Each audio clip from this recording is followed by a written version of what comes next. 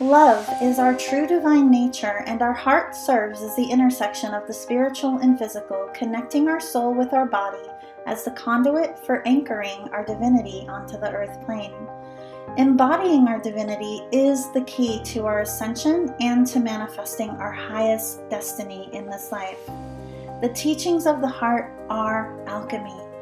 Join spiritual mentor and channel Jennifer Spohr each week on a sacred journey to lift the veil to remembering your divinity and meet other beautiful souls who are living the path of the awakened heart. Hey everyone, welcome back to the show. I'm excited to welcome as guests, plural, to the show today, Matt and Karen Riley. They are the founders of the Heart of Oneness Holistic Expo out of New Jersey. And we were just having the most pleasant conversation before we hit record here. And so I can't wait to share their amazing journey with you. Welcome. Thank you so Thank you much. so much, Jennifer. We're excited to be here. Mhm. Yeah, I'm excited to have this conversation. I just love your energies so much. Thank you so much. I had the pleasure of reading about your journey and what led you here, and I'd love for you to share on this platform how you guys met and what was really the journey that inspired you to create this amazing expo. Well, we met 2003. We met online before online dating became, I guess now it's the norm. A thing. Back then it was like, we thought we were crazy. And it was just one of those things. I put an ad out. I was pushed by my family to do it. She was pushed by people that she knew. Yeah, a colleague at work. And we put it out there. It was on Yahoo dating at that time. So, and it was literally my second date. It was her first. Yeah. And literally, I reached out to her and I said, I'll give it a shot. Nothing to lose. Sent her a little note. She called me up. We arranged a date. And I remember it like it was yesterday. And it's been 21 years now. We met in May of 2003. And I went over and picked her up. I was about an hour late because I got stuck in traffic. But we picked up, we went and had a wonderful dinner. And then I didn't want to leave her. And it was like, we actually drove around looking at homes that night. Yeah, after our date was done. And it's one of those things I love to kind of just recall because, unbeknownst to us, because even though you were involved in meditation and stuff like that, I really was, born again Christian. So we were kind of a little bit different when it came to that, right? But I'll never forget the first time I got in his car. And this feeling came over me that I had never felt in my life before. And it was like I had done this with him 1,000 times before. I remember sitting in the seat and going, what is that feeling? Like, what is that? Like it was, but not understanding that our soul contract was coming together, right? And that we had known each other from a past life perspective. And here we were in this dimensional field, like doing what we're meant to do. Yeah. So it was wild because we met and literally it was like, I knew that day I wanted to marry her. I called one of my friends at the time and said, I'm going to marry her. And literally within 10 weeks, we were engaged. Yeah. We moved in. So by the end of August, we were engaged and moved in together. And then the following May, we got married. So we've been married 20 years. We've been together 21 years. And I have the chills as you're saying that. I just love it so much. And I love to share that, it was Matt's first marriage. It was my second marriage. When we met, I actually had a 15-year-old daughter, Jessica, and Matt adopted her a couple years ago. So now our family has just changed in so many beautiful ways. But when we first met, he hadn't really been a parent. And he just stepped into that role effortlessly. We had our challenges, but I really kind of feel like it was the three of us that really kind of came together and knew that we were meant to do work as a family too. So, it's an incredible thing to kind of witness. There's been a lot of growth over the 20 years. It's one of those things that, people ask us about a relationship and we work at it. Yeah. We work at it on a daily basis. So it's not like, everything just smells like roses. No, it's we work at it. We communicate. We respect each other. We like each other. And we like each other. Yeah. It's a labor of love. Yeah. It is. Totally. Yeah. Yeah. Yeah. Yeah. I'm married too. That's how I feel also. Well, how long have you been married for? I've only been married for a few years actually. So I got married after I moved back out to Idaho in 2018, at the end of 2018. So we're about to come up on our 6-year anniversary in a few weeks. Oh, very nice. Amazing. Amazing. Yeah, it is. It's so magical, isn't it? You never know how things are gonna unfold. And it's really up to us, like our only job is just to take the leap, to take the And go with the flow and sometimes. yep, allow God and the universe to show up for us. Yeah. Absolutely. And I love that you said that, Jennifer, because it makes me think of like, excuse me, when our daughter graduated high school, Oh, yeah. we kind of feel like it was that point in time, it was in 2007. Yeah. She had just graduated high school, and Matt, happened to kind of see a job offering, and it was a job located in Florida. And we laughed about it. It's like, we were like, go ahead, submit, your resume.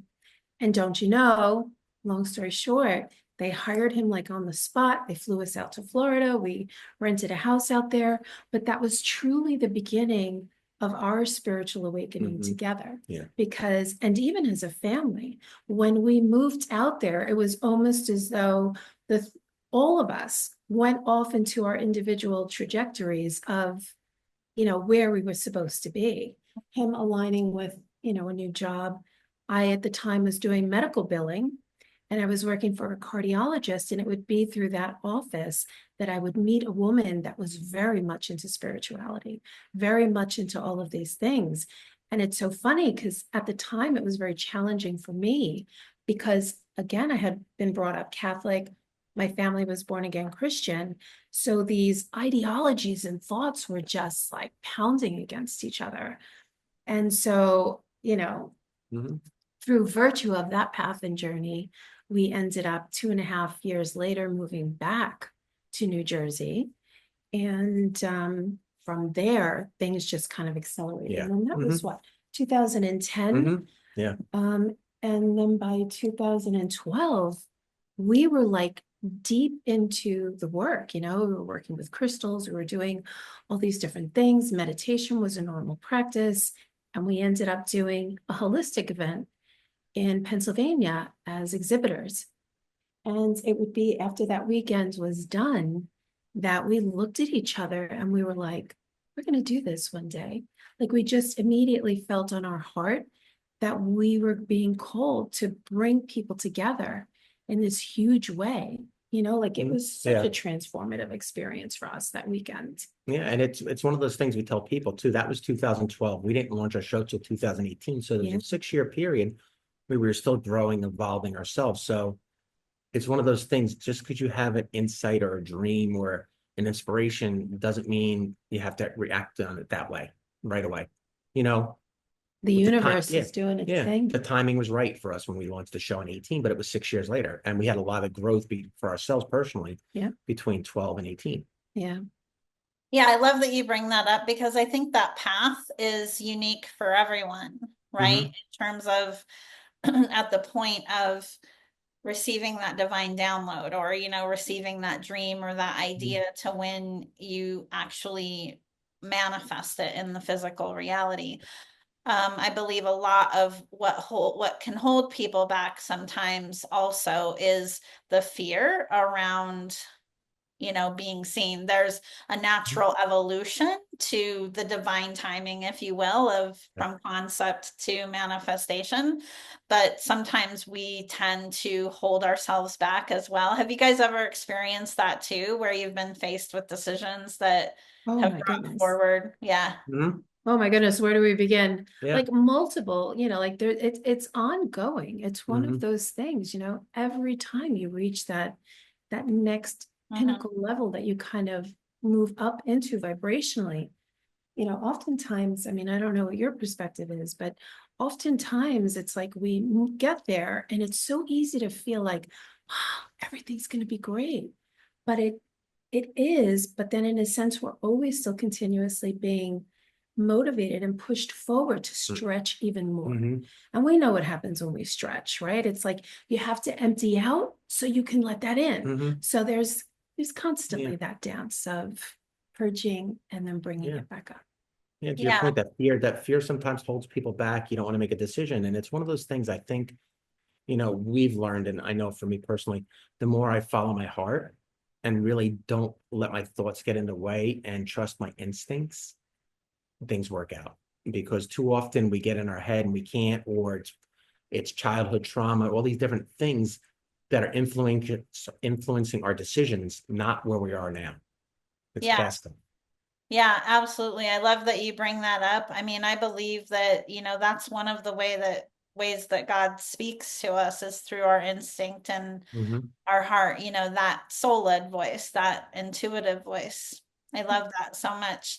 Tell me more about what led you to create this amazing expo and what it's all about. Well, for me, like we said before, it really started after the weekend that we did that first event, and to see and be a part of that energy, even though it was still something brand new, it was definitely something very scary in terms of being seen, being heard. It was my first time. I felt very out of my skin, and immediately, I can be authentic and say immediately was because I was judging myself against everybody else that was at the show, which at that time, from my perspective, they were like light years ahead of where I was spiritually, right? So I was in my head a little bit about it all, even though I was bringing forth some incredible medicine that I was sharing with, the people that were attending the show. And it's just one of those things that it just evolves and it wouldn't kind of leave us alone. I think we always had that feeling like we were going to be meant to do something like that. And through virtue of doing other events, we got to know a beautiful community of people in the spiritual, world. And we just cultivated some incredible relationships. Yeah, I think it took time. I mean, at the first event, it was a crazy time because the weekend before Hurricane Sandy hit. So we were without power for almost 2 weeks, and we had to make a decision, we're going to do the show or not. The show was in Philadelphia, so we had to drive an hour and a half back and forth each day. No power in our home. We had family staying with us. Yeah. But we tried to get out of the show, and the promoter at the time said, no, you're not going to get a refund. So it forced us to really step into the show, and we didn't have a choice. Right. And then to go Well, on and you would have had a valid reason, by the way. Like I was living then. I remember that, Sandy. Yeah. But, for us, our path would have changed because maybe we wouldn't have done another show. Exactly. And it forced us to be out of our comfort zone. And it's funny because, our first booth at a show was 6 feet by 6 feet. So we couldn't even fit into it. It was so small. We were standing on the edge of the booth just so people could see what we had in the booth. And if it was, I tell you, it was talk about stretch. Yeah. It was a big stretch. And then ultimately, between 12 and 18, we did a lot of other shows as exhibitors. So that to my wife's point, we met a lot of people in the community and really got more comfortable for ourselves in the community. And really, we eased into it in that case, because we got to know people, we got to know ourselves a lot more doing the shows. Absolutely. And also we got to know when we attended shows, how they run. So we could see it from different perspectives. Tell me more about, what is your expo like? What are the different exhibits there? What can someone expect to experience there? Oh, wow. Well, thank you for asking that question. Every show is different. Every show is unique. Exactly. And it's one of those things too. We still enjoy going to, expos, and we'll travel hours just to go to another show because for us it's like playtime. We're not working. We get to now just enjoy everybody and have a wonderful time. But for our show, our last event that we did in April, we had over 300 businesses from all around the nation come. We offer anywhere from 50 to 60 free workshops throughout the weekend, which makes it really beautiful just for the attendees to really have those intimate opportunities to connect with people where sometimes when you're at an event and it's out in the open and everyone's kind of cramped at a booth, you don't really get to have that one-on-one where people can really experience their heart opening and have those transformative moments. So we love that. I think one of the things too that we kind of brought that was a little bit new when we first launched the show was we're very big on incorporating social media. So what we do is we actually have a live team with us there throughout the weekend that so we can capture those moments and people can feel like they're part of the show, even though they might just be attending. Yeah. It's one of those things, to your point, every show is different.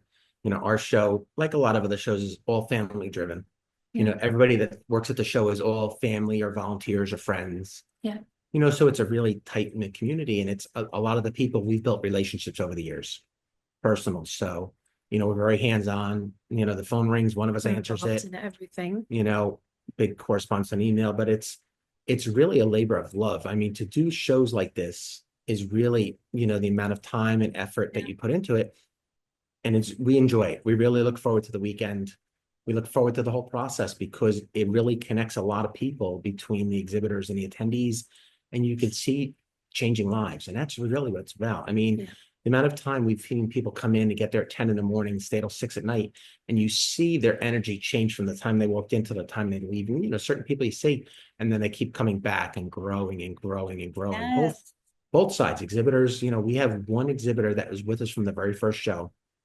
And the story goes that she called us up and we were full, and she goes, just please put a little table in the corner in the hallway and I'll do it. And we're like, we can't do that.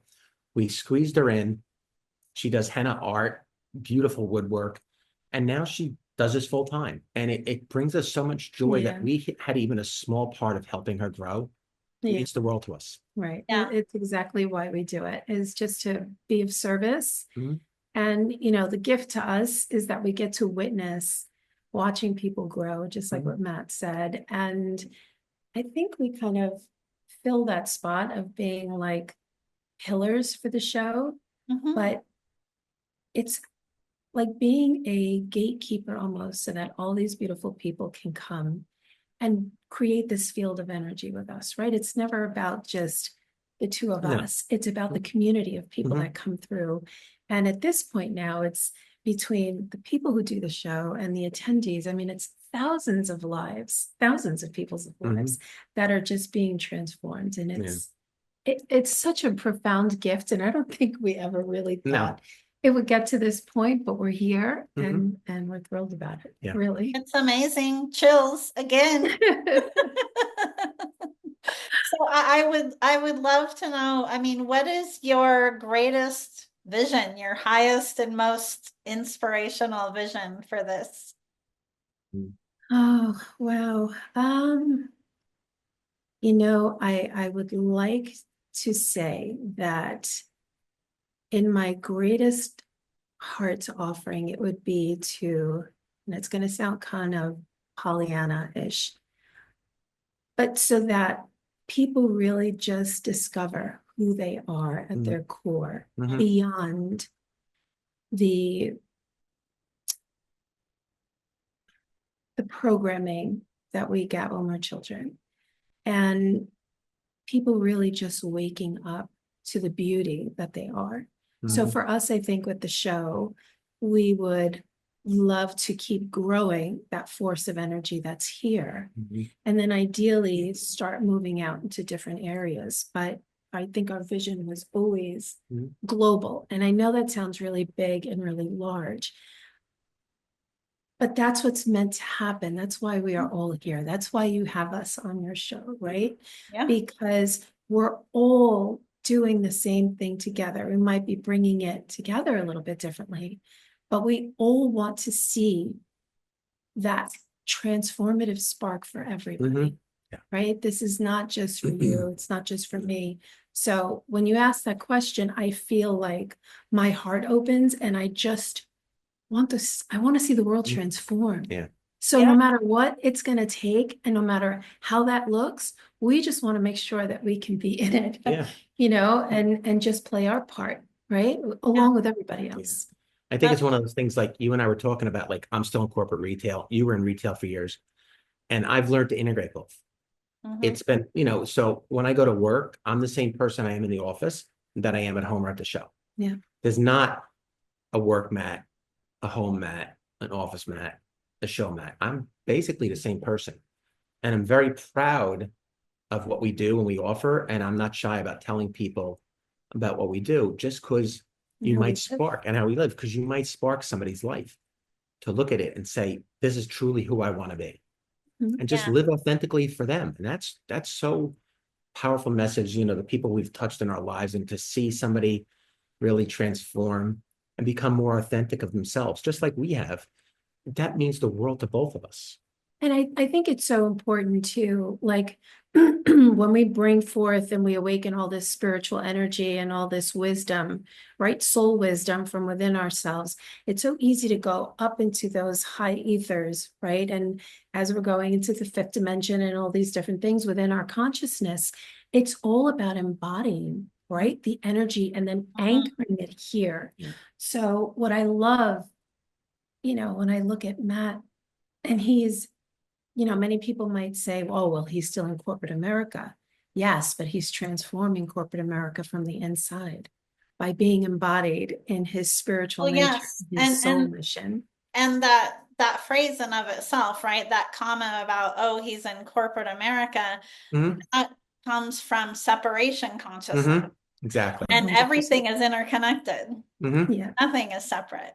no, Exactly. And that's the thing. right. Once people become their authentic themselves, whatever it is, things change, because it's, as, being in what I do for a living, it's a very thinker. It's not a feeler, but I've learned to integrate both. And Yeah. it's changed me. It's changed the people I work with. It's changed a lot of factors and I'm very proud of it. I'm very proud of the changes I've made there. Yeah. I want to honor you for that, because I know firsthand Mm, from my prior career and those landscapes that there is so much of that integration that you're speaking to that is mhm. needed. Yeah. No matter what job or mission or whatever it is that someone chooses to pursue, feeling happy and feeling joy and feeling Mhm. proud about your work and in the truth of who you are Yeah. is foundational to Mhm. everything. Mm. Mhm. Yeah. Yep, I could absolutely. And talk it's great about that because all day. it's great because we have a support system. We support each other, Yeah. and Yes. it really helps us. It's helped us grow in all these years because we have somebody to bounce ideas off of, have picks each other up when we're having rough times and stuff. And it really enables us to help us grow a lot. Yeah. And it's been, as his wife, as his partner, it's been incredible to watch him really make a difference and transform people's lives that he's working with. Like now at this point, it's like I get tickled about it because he works from home most days during the week. And so I've seen the evolution, right, of the relationships he's had with people just, by being around the house. And it's just incredible. And I think it's an incredible testament. And for your viewers listening, because a lot of times when you're in corporate America and you do have that desire to move out, it can almost create like this stagnant energy because you're feeling like, when the hell am I getting out? When am I going to be able to do my life mission? And at the end of the day is you're offering your life mission no matter where you are, Mhm. what you're doing, right? Because it's coming from the fulfillment of yourself, Mhm. right? I Yeah. mean, Yeah. you've learned that through your own journey. Mhm. It's like when you have self-fulfillment deep inside of you, it doesn't really matter that you're necessarily in a system that perhaps many feel is broken and old and I don't want to be there. But he's, like I was saying before, he's transforming it from the inside. And it doesn't really matter. I think that's Mhm. a subconscious judgment that we have Mhm. on someone who's, oh, they're still in corporate America, but he's doing his greatest work. Yeah. And he'll know when it's really Mhm. time for something else, that big shift. And it's been an evolution. I think it's one of those things that, to your point, you said it perfect. Like sometimes, well, how come I can't be doing my other thing? I'm doing this job, but it's really about just being grateful. And it's so cliche, but it's truly being grateful every day for where you are. Mhm. It's really not getting caught up in, all right, I'm in corporate America. I want to be doing this. You can do both. Yeah. You know, we've both done it. I mean, for years, she worked when she first started this path. She'd work all day in the billing office, and then she'd come home work till midnight, 2 in the morning, doing her Yeah. other work, Yeah. because that's what truly drove her passion. Yeah. And it's evolved to this point, but that was it. You know, you can do both. Yeah. I mean, don't get me wrong. I love when people just immediately know, like, I'm done with this, Mhm. being in this dimensional field, and I'm ready to embark on that. That's wonderful. I would never, it's so personal for everybody. Exactly. Everyone's Yeah, there's no one size fits yeah. all when it comes to Yeah. that, truly. But Yeah. that's the whole point, right? And it's like, that's one of the things I love about having this podcast as a platform, is to bring together more and more people to illustrate that each of their paths are unique, and that no matter how different someone's background or path is, it can all lead us back to the same place, Yeah. essentially, which is Mhm. like, awakening to the truth of who we are, Yeah. and living embodied of that, which embodied in that, excuse me, which you brought up earlier, which is a key foundation of a lot of what I teach and talk about in my work as well. So super, super important. Uh, I also believe that no vision is too big.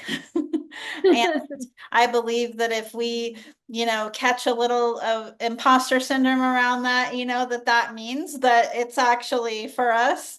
Mhm. I believe that, God would never put anything on our hearts that isn't meant Mhm. to be achieved, that absolutely no part of how we live and breathe in our experiences here, that none of that is random, that everything is filled Mhm. with synchronicity. And I would love for you to provide your advice, because a lot, and I'm sure you've noticed over especially the last few years, a lot of people are moving through significant ascension and shifts on Mhm. their paths, and feel like they have visions that are too Mhm. big, for them Yeah. based upon where Mhm. they are right now.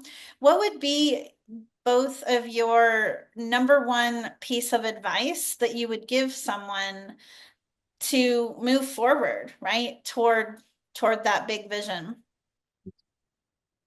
Hmm. Well, so I'm a true Sagittarius, so I'm fire and Mhm. forge ahead. Yeah. It's like, see that mark and go for it. But with that said, I have learned through maturity in life and all of that, that the best thing that you can really do is to just give yourself the time, Mm-hmm. to just really sit with what it is that you want to do and Mm-hmm. how you want to proceed. Because I have made some choices in my life that have been very quick, and, you know, they've worked out well.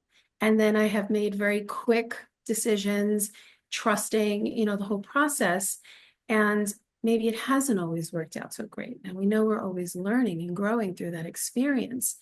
But I think the best advice I would ever give is to really just sit with yourself and get clear. I think a lot of times Mhm. people want to create shifts in their lives, and they're really not truly clear about what they want to do, right? Mhm. Especially in those early days of, like, when you're awakening and you're bringing in all these different memories of parallel lives. Like, I'm sure you can relate a little bit. Like, it can become a very confusing time. And even though it's beautiful and blissful, you have to sit and give yourself time to kind of integrate all of that, right? Yeah, that's Make where, sense? yeah, absolutely. No, it completely makes sense. That's something that I often teach about and speak to, is to your point, getting clear in your sense of self and what you really want, and knowing where you're making those decisions from, Mhm. knowing what truth feels like in your body. So, Matt, you brought it up earlier in our conversation about, following your instincts, following Mhm. your heart's guidance. So I believe, learning how to discern very clearly the difference between Mhm. that space and your ego mind, right? Which is the part of you that is going to bring up all of the trauma or Mhm. the fear-based questions. And so, advising people absolutely create whatever space you need to make those decisions Yep.